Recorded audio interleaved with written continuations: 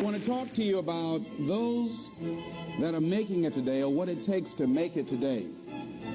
In a time of great uncertainty, in a time of change that's taking place around the world, in a time when people are feeling a great deal of anxiety and fear and reservations about the future, at a time when people are going to work and don't know whether or not they will have a job when they get off, and not necessarily because of their performance, but because of what's happening in the economy.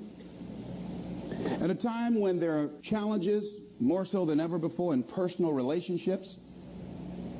When we look at what's happening on the crime level and what's happening with our youth, that many times I'm sure that we've all taken time just to stop and reflect. Many times when we hear what's happening in the news or read the newspapers, where's all of this leading to? What's going on here?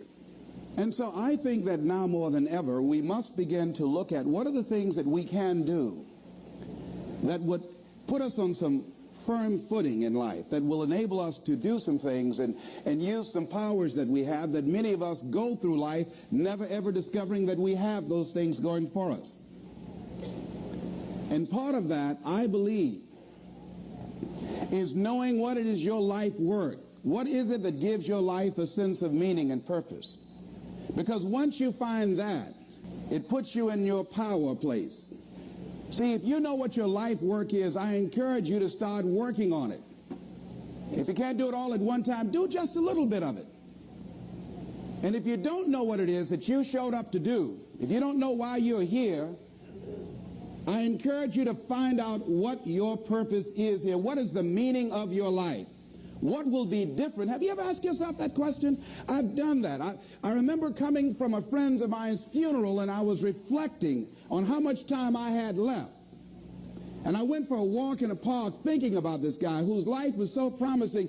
And I mean, he wasn't an old guy. He was quite young, in fact. And I thought about all of the things that he said he was going to do, and he never got a chance to do those things.